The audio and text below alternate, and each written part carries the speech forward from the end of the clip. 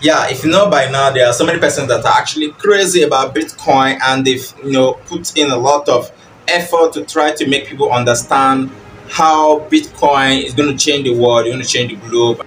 Hey, here is Saylor's speech explaining what Bitcoin is, and there's a lot of persons that have even gone extra mile to show how Bitcoin will help the world become a better place, and Saylor is actually one of them. So let's just listen together. I thought I should bring it on here to educate my users from a much more professional person. Just watch this video and listen to the end, and it will amaze you the world that has been opened onto us with the evolution of Bitcoin. So you don't want to miss out on anything. So let's just check it right now. All right, okay, here we go.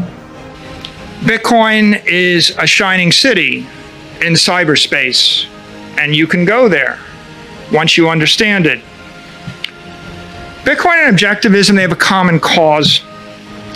Ayn Rand in 1959 said, "I'm for the separation of the state and economics, just as we had the separation of church and state." Whereas Hayek in 1984 said, "I don't believe we shall ever have good money again before we take the thing out of the hands of the government.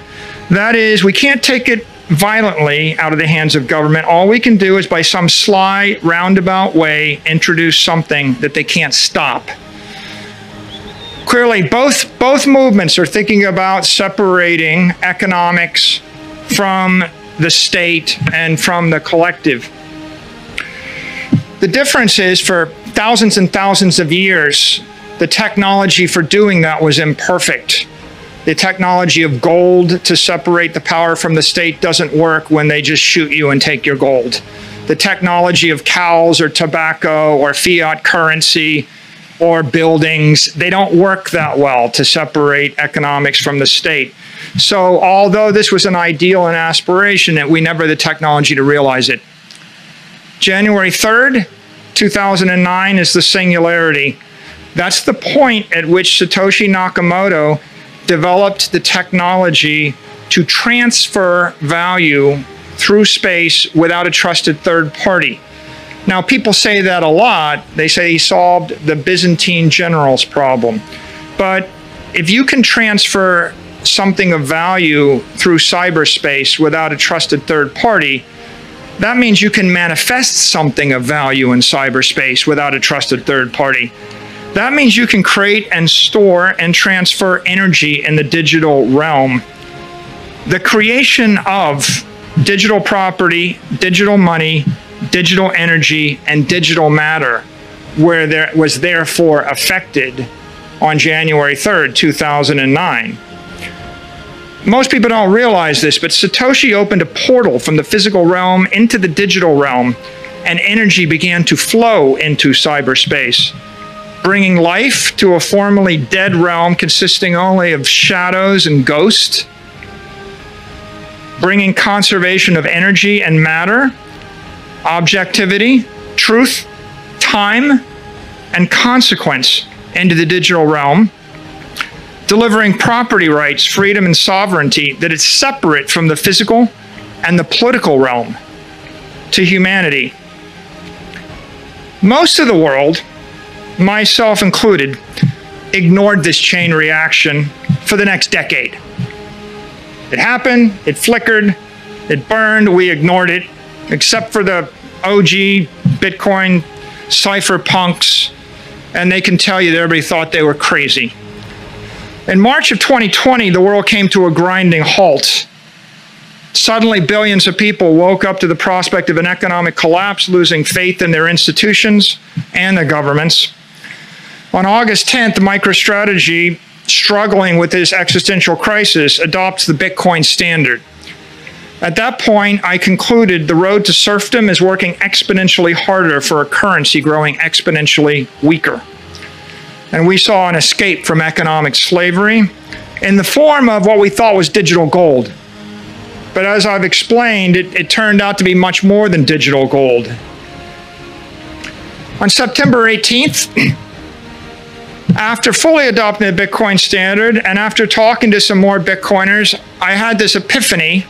I went to Twitter and I posted the following: Bitcoin is a swarm of cyber hornets, serving the goddess of wisdom, feeding on the fire of truth, exponentially growing ever smarter, faster, and stronger behind a wall of encrypted energy. And I think Ayn Rand would understand what I was saying. What it means is, for the first time in the human race, we have unleashed a freedom virus, a truth virus. We've unleashed a sovereignty virus, which is also a monetary virus. And as you know, and as Heinlein once said, the only way to fight a virus is with another virus. You can't take it head on. Bitcoin is something special. Galt's Gulch is the Bitcoin network. Rather than removing your labor from a corrupt economy, you should remove your money from a corrupt economy. Bitcoin's a protocol to create free ideas, free economies, and free assets beyond the control of corrupt institutions.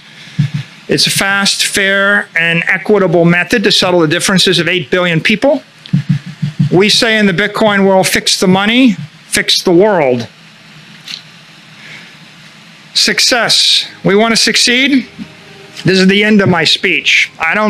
We could talk about the struggle and the human misery, and we could talk about the reasons why and what people think about it, but ultimately, it doesn't really much matter.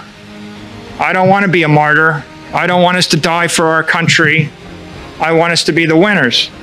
Success requires courage, clarity, and commitment.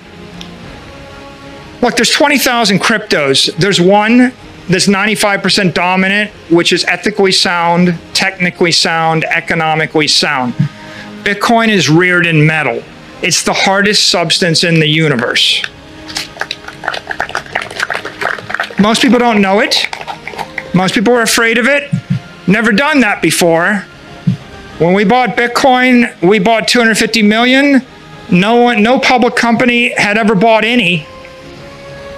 People thought we were crazy. So then we bought another 175 million. People thought we were crazy. Then we bought 600 million more. People said, you can't stand on it. It'll destroy you. It's like standing on a bridge made of steel. And I concluded, it's the perfect engineered material to solve our problem, but people are living in fear. And how are we going to get them to not be fearful? And I was reminded of Andrew Carnegie's example. It's like, build the bridge, go stand out in the middle of the bridge. You build an airplane, fly the airplane. Show people that it's not going to break. That's what MicroStrategy did. We said, well, if it's good for 100 million, it's good for $1 billion. If it's good for $1 billion, we might as well go for 4 billion. Right? And at some point, people will realize that they have more to fear by not embracing this technology than by embracing it. Right now, it's a $400 billion asset. There are $400 trillion of other assets floating around in our current fiat system. They're leaking energy, they're corrupt, they're inefficient, they're controlled by the collective. Bitcoin is 0.1% of the human race's liquid energy. 99.9% of the world doesn't get it. They're not there. That 99.9% haven't moved to Galt's Gulch. That means you're still early. So you can plug in yourself, your company, your organization, your agency, your product, your service, your family, or your ideology. I said to you at the beginning of the talk, Bitcoin's a union. The union gets more powerful as more people join. And in the war for the future of money, it's going to be won with money. As the money moves into the network, the monetary union gets more powerful. Everybody that joins the network has that much more power. And your only hope against the oppressive force of the collective is to unionize your own activities and organize your activities with people of like ideology that believe as you believe. More money, more people, more power. So in closing, Bitcoin is an economic machine based on a truth machine, poised to emerge as a freedom machine. It's the best choice we have to save our civilization and realize the ideal world envisioned by Ayn Rand and the objectivist movement. Join us. Thank you. Alright, do well to subscribe to my channel right now and like my video as I bring on interesting content like. Alright, do well to like and subscribe to my video as I bring on interesting content like this, information like this that will change your life and my life together. So let's just become a community. Alright, see you in my next video.